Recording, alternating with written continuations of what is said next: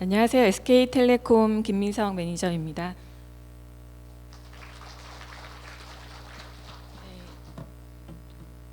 보통 컨퍼런스를 가면 마지막 세션에 굉장히 자리가 많이 비는데 이렇게 늦은 시간까지 자리를 지켜주셔서 감사드리고요. 저는 데이터 기술을 활용한 인공지능 기반 서비스로 오늘 발표를 진행할 거예요. 앞에서 약간 챗봇을 설명해 주셨는데 챗봇이 좀 중심으로 설명이 될 예정이고요. 지금 화면을 보시면 키, 그리고 페이스북 앱 메신저, 그리고 텔레그램에서 각 나온 챗봇이 보여지고 있는데요. 챗봇이 나왔다고 할 때마다 제가 바로바로 써보는데 제가 직접 써본 화면이에요. 그래서 보면은 킥에서 나온 야후 뉴스가 있고요. 그리고 페이스북에 CNN 챗봇이 있고 텔레그램에 포브스가 있습니다. 올해 초부터 해서 해외에서 챗봇이 나왔다고 뉴스에 많이 릴리즈가 됐는데 막상 써보면 이렇게 서비스가 드롭다운 방식으로 메뉴를 선택해서 들어가게 되어 있고요. 그리고 기존의 뉴스를 보듯이 찾고 싶으면 Search CNN 또는 Search라는 버튼을 눌러서 검색 기반으로 뉴스를 보게 되어 있어요. 그래서 챗봇이 나왔다 해서 로봇하고 드디어 대화를 하면서 채팅을 할 수 있나 써보면 굉장히 실망스럽죠. 그나마 포브스의 이 봇이 가장 인공지능스러운데요. 리치라고 하는 이름도 가지고 있어요. 그래서 제가 직접 대화를 해봤어요. 그랬더니 난 이틀에 한 번 다이제스트된 뉴스를 보내줄 거야 이렇게 얘기를 했고요. 또 뭐 할 수 있니? 이렇게 물어봤더니 나는 유명인에 대해서 물어보면 알려줄 거고 어떤 뉴스를 보여달라고 하면 보여줄 거예요. 그래서 AI 뉴스를 보여줘 했더니 보여주고 있는 화면입니다. 최근에 AI라는 단어 그리고 챗봇이라는 단어가 굉장히 화두가 되는데요. 이 IT 패러다임을 중심으로 한번 살펴봤어요. 보면은 보통 IT 패러다임이 10년 주기로 변한다고 하는데요. 80년대 중반에 퍼스널 컴퓨터가 나왔죠. 그래서 사람들이 자기 방에 들어 앉아서 엑셀이나 워드로 퍼스널 컴퓨터를 활용했고요. 90년대 중반에 웹사이트가 나왔어요. 그래서 웹브라우저를 플랫폼을 활용해서 인터랙션 하는 게 화두가 됐었고요. 10년대 중반에는 스마트폰이 나왔습니다. 그리고 이 스마트폰을 기반으로 해서 여러 가지 앱들이 나왔고 서비스가 됐습니다. 그리고 드디어 2010년대 중반에는 메시징이 나왔는데요. 특히 페이스북에서는 앱 메신저를 기반으로 해서 모든 서비스가 가능하게 할 것이다. 앞으로는 인터넷 포탈을 메신저가 다 대체할 것이라고 예측을 했고요. 그리고 메신저 플랫폼을 기반으로 여러 가지 봇들이 나오고 있습니다. 저희가 기업들을 다녀보면은 기업의 경영진들이 딱 두 가지를 얘기를 하고 있어요.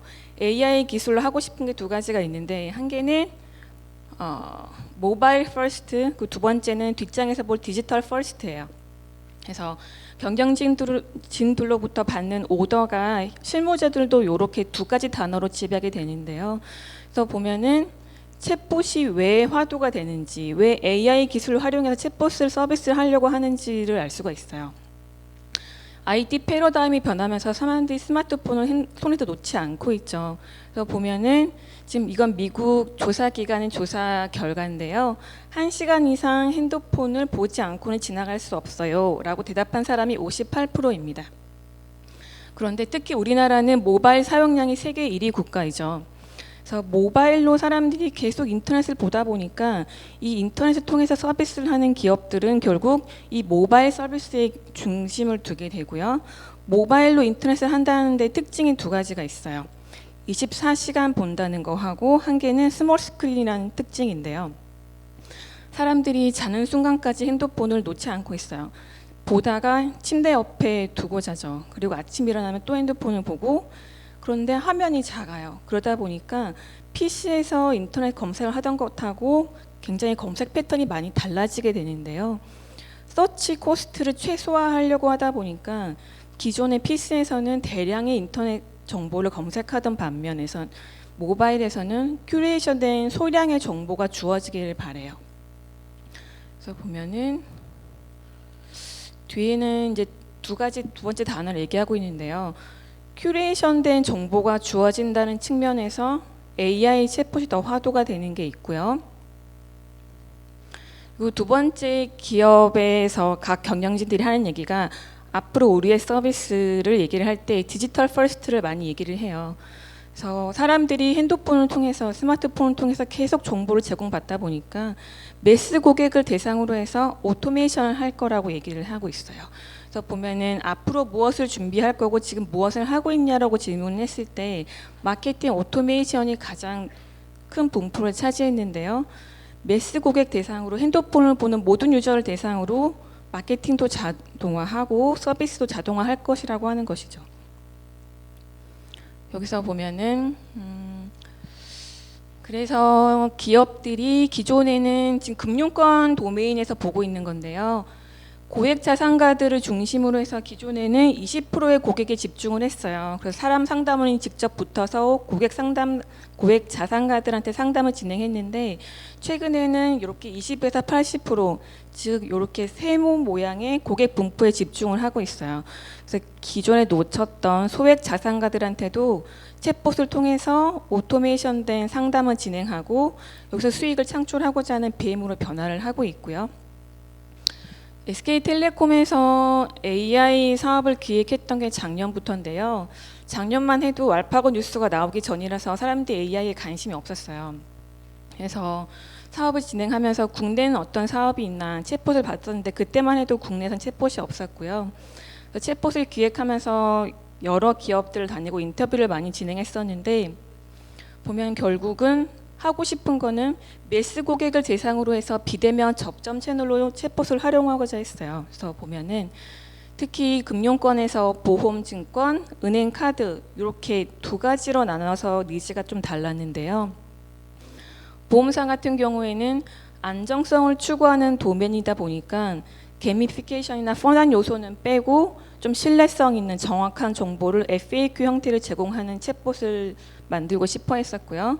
은행이나 카드사 같은 경우에는 특히 카드는 소비를 지향하는 도메인이다 보니까 좀 펀한 요소, 게미피케이션을 가미한 챗봇을 만들고 싶다. 이렇게 해서 협의를 같이 진행했었습니다. 그래서 금융권을 중심으로 챗봇이 많이 나오고 있는 이유는 이렇게 소액 자산가들의 집중하면서 BM이 변화되는 이유도 있는데요. 핀테크 그리고 인터넷 은행이 나오면서 사이버 마켓을 대비하고자 하는 그런 니즈도 있습니다. 그리고 지금 현재 SK텔레콤이랑 협의 중인 고객사들 중에 유통사가 굉장히 많아요.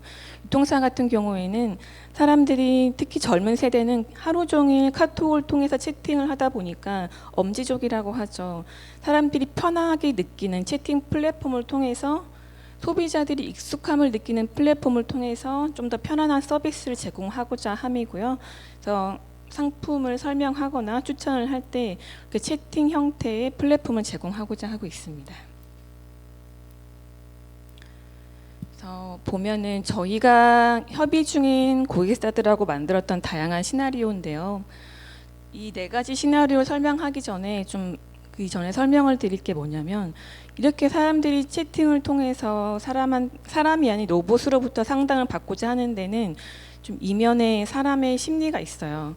최근에 사람들은 이렇게 정서적인 에너지 소비를 꺼려한다고 해요. 예를 들어서 배달앱이 최근에 굉장히 인기를 끌고 있는데요.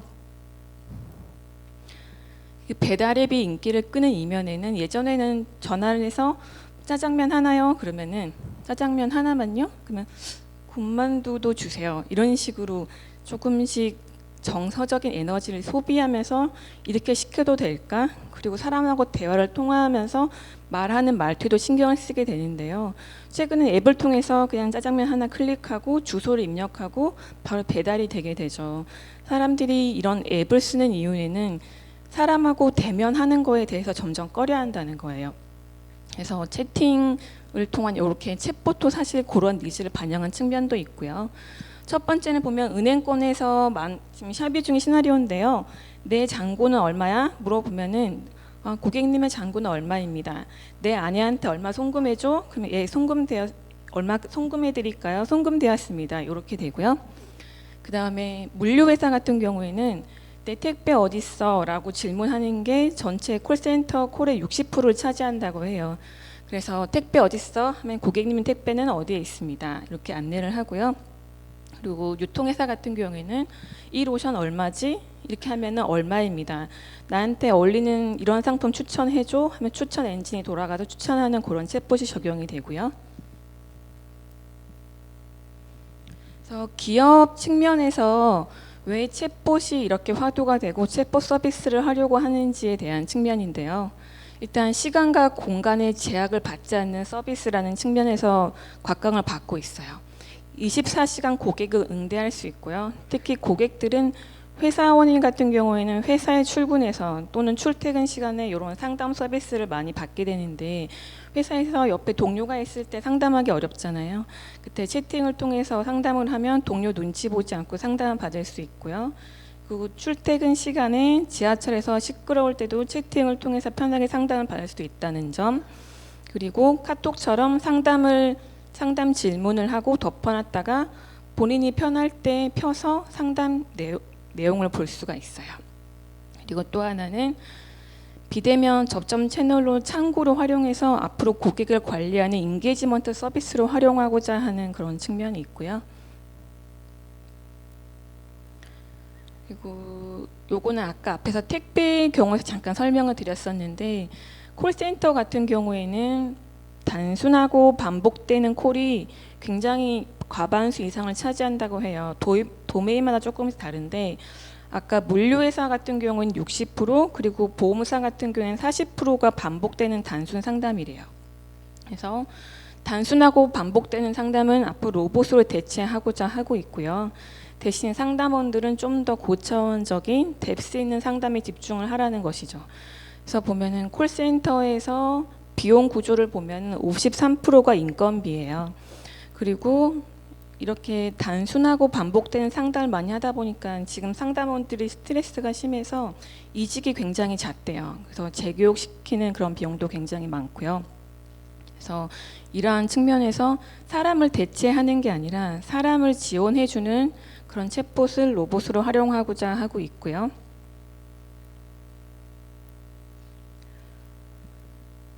그리고 고객 측면에서는 고객이 기존에 이건 카톡 때문에 생긴 현상이라도 볼 수 있는데요. 채팅 이렇게 카톡을 많이 하다 보니까 채팅에 굉장히 익숙해졌대요. 중국 같은 경우는 위챗이죠. 그래서 이렇게 편안하게 느끼던 플랫폼을 통해서 서비스를 받고자 하고 있고요. SK텔레콤이 제가 작년부터 서비스를 기획했다고 말씀을 드렸었는데 그때만 해도 챗봇이라고 하는 서비스가 국내에 없다 보니까 해외 사례들을 많이 조사해 봤었어요.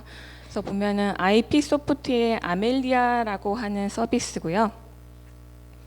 여자 캐릭터가 아멜리아라고 하는 이름을 가진 여성 캐릭터예요. 그래서 쉘이라고 하는 기업에 적용이 돼서 CBT까지 진행했었고요. 그러면 저희가 고객사를 다니다 보니까 고객사에서 최근에는 중소기업들도 다 챗봇을 만든다고 하고 우리는 챗봇을 만들고 싶은데 AI 기술을 적용할 때 그리고 챗봇을 만들 때 어떤 걸 중심으로 봐야 되나요? 이렇게 많이 질문을 하세요. 그래서 세 가지로 정리를 해봤는데요. AI 기술 그리고 챗봇에서 핵심 요소는 이렇게 세 가지예요. Understanding 기술인데요. 보통 챗봇에는 NLU라고 하는 Natural Language Understanding, 그러니까 로봇이 사람이 하는 말 이해하는 기술이 중심이 됩니다. 그래서 이 정확한 NLU 엔진을 갖고 있는지가 중요하고요. 정확한 NLU 엔진을 갖기 위해서는 기술력이나 서비스 운영 경험 외에도 데이터 활용을 통해서 고도화된 NLU 엔진이 있는지를 봐야 해요. 그래서 상용 데이터를 기반으로 NLU 엔진을 갖고 있는지 봐야 되고요. 그리고 두 번째는 유용한 정보를 제공하는지를 봐야 되는데요. 이렇게 챗봇이 화두가 되고 AI가 화두가 되다 보니까 기업들에서 어떤 서비스에 AI를 적용할 거야 이게 아니라 AI 적용하고 싶은데 또는 챗봇을 적용하고 싶은데 어디에 적용해야 될까요? 이렇게 역으로 질문하는 경우도 많아요. 그래서 이 경우를 두고 제가 아시는 박사님이 했던 말이 있는데요. 어떤 목수가 굉장히 좋은 망치를 받은 거예요. 그래서 그 망치를 들고 못이 어디 있나 찾아다니면서 못 박을 생각만 하고 돌아다닌다고 해요. 이런 경우를 빗대어서 얘기를 하는데요. 못 박을 자리가 있을 때 망치를 찾는 게 아니라 망치를 가지고 못 박을 자리를 찾는다는 거죠. 그래서 오히려 고객들이 밸류가 없는 서비스에 챗봇을 적용하고자 하면 저는 가서 말려요. 거기에는 기존의 검색 시스템이 더 어울리고 비용 측면에서 더 맞다고 말씀을 드리고요. 그러면 어떤 밸류가 있을 때 챗봇을 적용하는 게 맞냐 이렇게 물어보시는데, 아까 앞에서 봤듯이 매스 고객을 대상으로 했을 때, 반복되는 계속 질문에 대해서 대답을 해야 할 때, 그럴 때 챗봇이 가장 적합한 서비스가 될 수 있고요. 그래서 FAQ 대상으로 하는 대고객 서비스나 또는 내부 직원 대상으로 하는 그 멘토 서비스에 요즘에 적용을 많이 하고 있어요. 저희가 협의하고 있는 건 그 두 가지 시나리오가 가장 많고요. 그래서 이 챗봇을 적용하고자 하는 이 서비스가 정말 고객에게 밸류를 줄 수 있는지 요거를 따져봐야 하고요. 세 번째는 꾸준한 서비스 운영인데요. 막상 어마어마한 돈을 들여서 서비스를 딱 구축했는데 이 서비스가 1년도 안 돼서 끝나는 경우가 있어요. 예를 들면은 그 유명한 외국 회사 같은 경우에 싱가포르의 DBA 은행에 요걸 AI 시스템을 적용했었는데 현재는 운영이 되지 않고 있어요. 그 이유가 데이터를 계속 학습해서 그 엔진을 계속 튜닝해 가야 되는데 그 뒤에 운영이 안 되던 거거든요. 그래서 챗봇이나 AI 시스템을 적용할 때는 꾸준한 서비스 운영이 될 수 있는지, 사용자 발화 데이터를 기반으로 계속 엔진이 고도화될 수 있는지 이렇게 따져봐야 하고요. 지금 화면은 SK텔레콤의 바네사 챗봇 화면인데요. 제가 저희 상품 소개는 가장 최소화하려고 하다 보니까 이 화면 하나를 가져왔어요. 그래서 지금 바네사 챗봇의 특징은 전문 상담사와 고객이 직접 대화하듯이 채팅을 통해서 상품을 추천하거나 상품을 안내해 주거나 매뉴얼을 안내해 주는 그런 솔루션이고요. 지금 바네사가 고객님 무엇을 도와드릴까요? 하고 첫 화면에서 얘기를 하면은 고객이 지금 사고보험금 처리 기한은 어떻게 되나요? 이렇게 물어봤어요.